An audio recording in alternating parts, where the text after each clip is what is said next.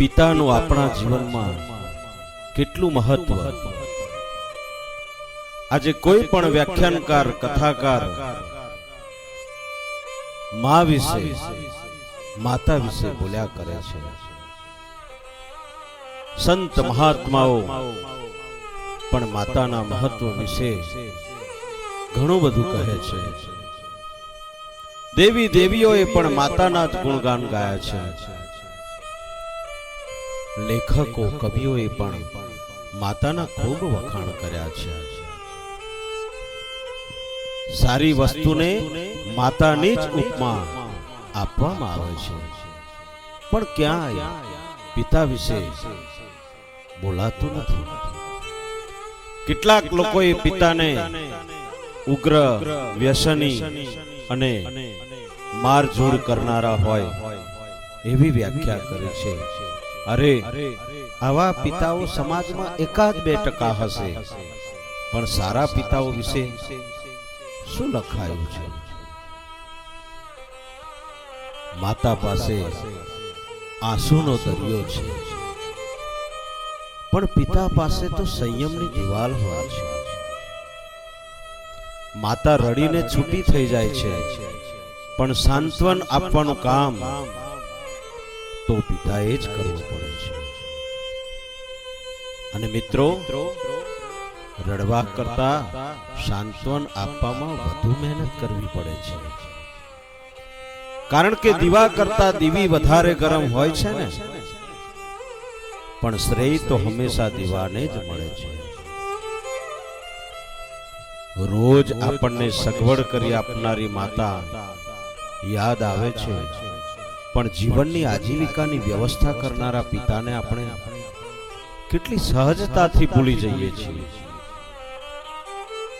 બધાની સામે મોકળા મને માતા રડી શકે છે, પણ પિતા રડી શકતા નથી. મા દેવકી યશોદાના કાર્યની પ્રશંસા અવશ્ય કરીએ, પણ નદીના પૂરમાંથી મધરાતે ટોપલામાં બાળકને સુરક્ષિતપણે લઈ જનારા વાસુદેવને પણ મહત્વ આપીએ કેમ ભૂલી જઈએ?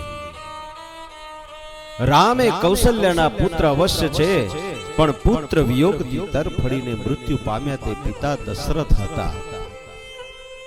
એ કેમ ભૂલાય? આજના પિતાના ઠેક ઠેકાણે સંધાયેલા જોડા જોઈએ તો તેમનો પ્રેમ નજરે ચડે. તેમનું ફાટેલું ગંજી જોઈએ તો સમજાય કે આપણા નસીબના કાણા તો તેના ગંજીમાં પડ્યા છે. અરે, તેમનો દાઢી વધી ગયેલો ચહેરો એ તેમની કરકસર દેખાડે છે. દીકરા દીકરીને નવા જીન્સ લઈ આપશે, સંતાનો 100, 200, 500, 1000 રૂપિયા પાર્લર કે સલૂનમાં જઈને બિલ કરશે, પણ તેમના જ ઘરના પિતા દાઢીનો સાબુ ખલાસ થઈ ગયો હશે ને તો નાવાના સાબુથી દાઢી કરી લેશે. મિત્રો, ઘણીવાર તો ખાલી પાણી લગાડીને જ દાઢી કરી લેતા હોય છે. પિતા માદા પડે ને ત્યારે તરત જ દવાખાને નથી જતા, અને તે નાની મોટી બીમારીઓથી, માંદગીથી ડરતા નથી. પણ જો ડોક્ટર 1 મહિનો આરામ કરવાનું કહે ને તો કહી દેશે. તો શું કરવું તેનો ડર લાગે છે, કારણ કે દીકરીના લગ્ન અને દીકરાનું શિક્ષણ બાકી હોય છે. ઘરમાં આવકનું બીજું કોઈ પણ સાધન હોતું નથી. મિત્રો, પહોંચ હોય કે ન હોય, પણ દીકરાને એન્જિનિયર, ડોક્ટર, સોલિસિટર બનાવવા માટે મેડિકલમાં, હોસ્ટેલમાં કે સ્કૂલમાં મહેનત કરીને પરસેવો પાડીને પૈસા મોકલે છે, ફી ભરે છે. તો સ્વજનો, પિતા વિશે જેટલું લખીએ તેટલું ઓછું છે. બાપ, ચાલો એવા પિતાને દરરોજ વંદન કરી અને આપણે આપણા દિવસની શરૂઆત કરી અને આજીવન એમની બધી જ રીતની સેવા કરી અને આશીર્વાદ મેળવી ધન્ય બનીએ. માતા પિતાને ક્યારેય ખોટું લાગે એવા કોઈ કડવા વેણ ન બોલવા બાપ. એક કવિએ કહ્યું છે કે હયાત માતા પિતાની છત્ર છાયામાં, કે હયાત માતા પિતાની છત્ર છાયામાં વાલપણના બે વેણ બોલીને નિરખી લેજો. હોઠ અડધા પીડાઈ ગયા પછી મુખમાં ગંગાજળ મૂકીને શું કરશો? પંચભૂતમાં ભળી ગયા પછી આ દેહના અસ્થિને ગંગામાં પધરાવીને શું કરશો?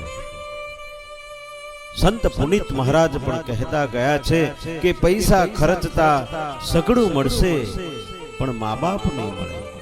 ગયો સમય નહીં આવે, લાખો કમાઈને શું કરશો? પ્રેમથી હાથ ફેરવીને બેટા કહેનાર નહીં મળે, પછી વારંવાર આંસુડા સારીને શું કરશો? આપણા માટે મા પણ મહાન છે ને પિતા પણ મહાન છે બાપ. મા વિશે પણ જેટલું કહીએ એટલું ઓછું છે. મા આપણને નવડાવે, ધોવડાવે, કપડાં પહેરાવે. અરે એ તો કોઈ બીજું પણ કરી શકે, બીજું પણ કોઈ હોય. અરે આંખોમાં આજણ આજી દે એ પણ કોઈ બીજું હોય. પરંતુ નજર ના લાગે અને કાનની આગળ જો મેષનું ઝીણું ટપકું કરી દે ને તો નક્કી તે માં જ હોય, બીજું કોઈ નહીં. મિત્રો, માતા પિતા વિશે કહેવું એ બહુ અઘરું છે. જેટલા વખાણ કરીએ, જેટલી વાત કરીએ એટલી ઓછી છે. અસ્તુ. જય શ્રી રામ.